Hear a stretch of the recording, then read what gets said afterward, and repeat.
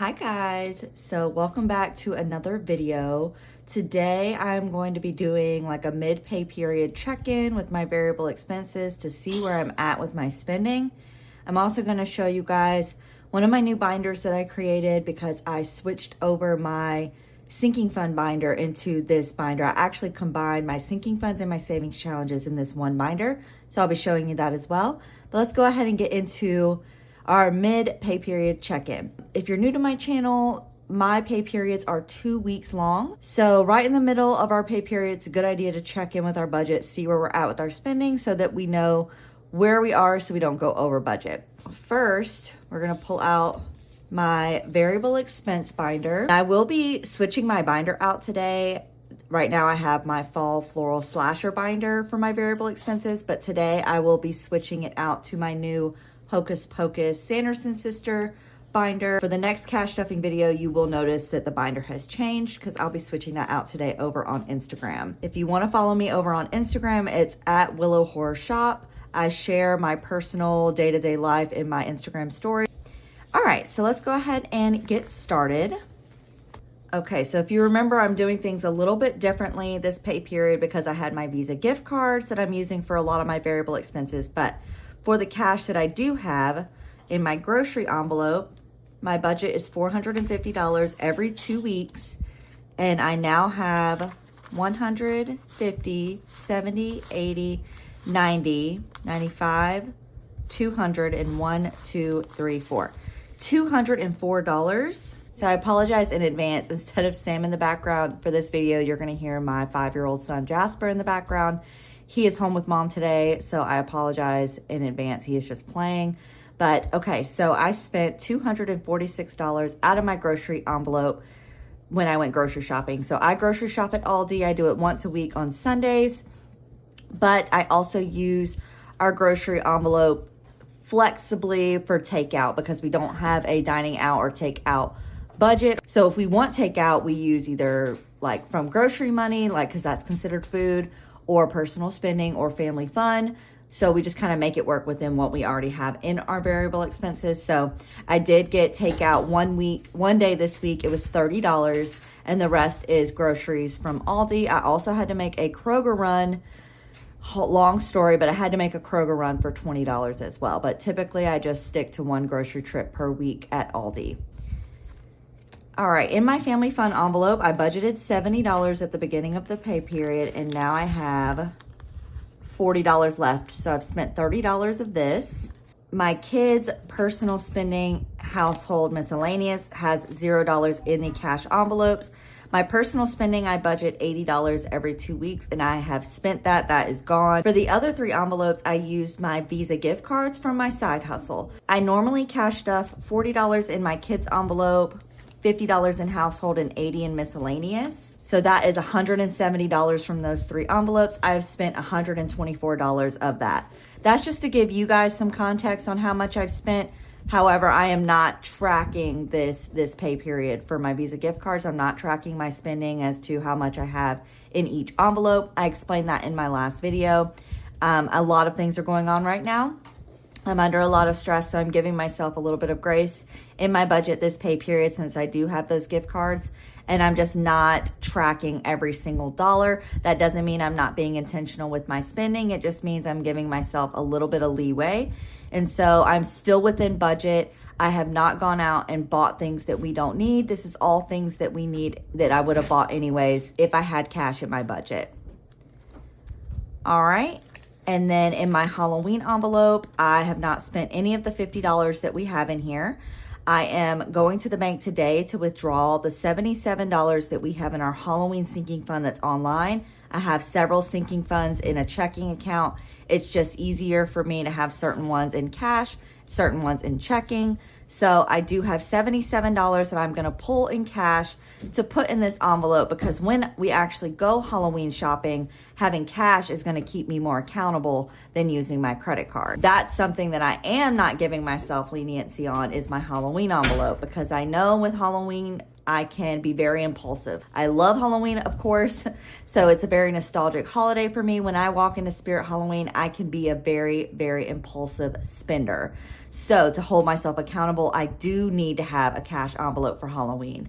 That's kind of the difference between this and like the other categories in my expenses, my variable expenses. It's good to know these triggers within yourself, know what triggers you to spend money on things that you really don't need. Once you can identify those triggers, you can kind of figure out what you can have in cash envelopes, what you don't need in cash envelopes, and you can just have like an online savings vault for, and you can just kind of tailor your budget to what you specifically need. That's what's going on with the Halloween budget, and I have some cash that I'm going to be depositing into the bank today.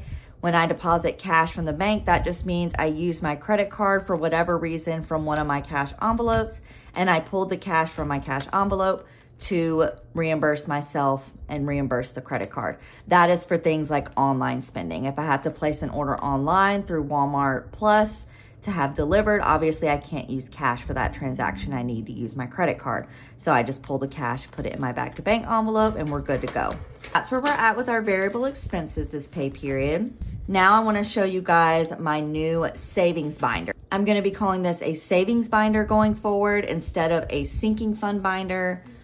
So all of my money is kind of combined in here for my savings. So this is my new Leatherface Texas Chainsaw Massacre binder that I absolutely love. I launched this last week in my Etsy shop, and this is what I'm using for my savings going forward. Instead of having two separate binders, one for sinking funds and one for savings challenges, I've now combined it. So let me go through this with you really quick. I've added a new sinking fund, a vision sinking fund, because my husband wears contact lenses, and if you wear contact lenses, you know that contact lenses are very expensive. It costs a lot of money to be able to see. So I need to start saving up for contact lenses for him because he is on his last pack. So this will be part of next pay period sinking funds. You'll see that in my next video. Basil, of course, is the sinking fund I have for my cat Basil. And then separating my sinking funds from my savings challenges is this Leatherface Dashboard that I absolutely love. You can use dashboards in your cash envelope binder as just decoration to like just make you happy to look at, or you can use it as dividers. And that's how I'm using it here, is dividing my two separate like savings, I guess. Once you flip this over, you have my savings challenges in the back here. So I have my Nightmare Before Coffee Savings Challenge. I have not added anything into this as of recently, so no updates there, but I do have my cash. I am saving $200 for a cremation ring with my grandpa's ashes. My $5 slasher savings challenge hasn't really changed. I still have the same amount in here, all $5 bills. In fact, let's go through my variable expense binder real quick and see if we have any fives. While I'm thinking about it, let's just see. I don't remember if I saw any fives. Ah, we have 2 5s in the grocery envelope. So let's go ahead and put that to the side.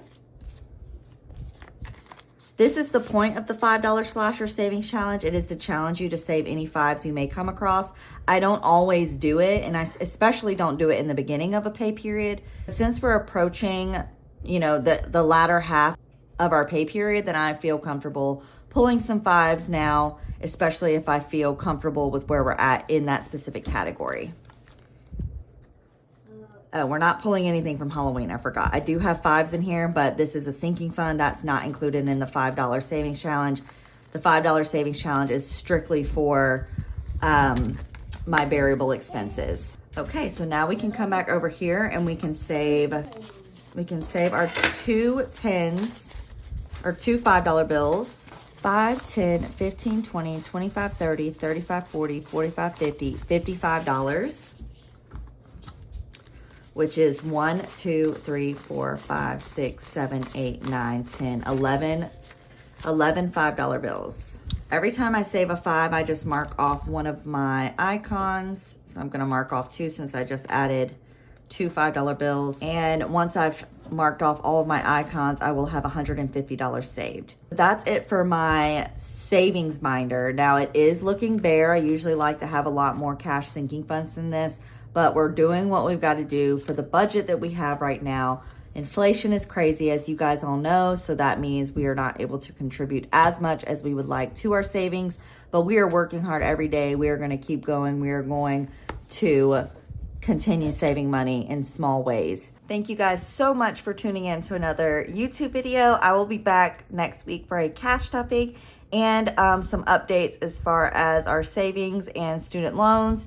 So I'll be sharing all of that hopefully in next week's video, because student loan payments are starting back up in October. So I'm trying to figure out a plan on what we're going to do there. I will talk to you guys later. Thank you guys so much for tuning in. Bye.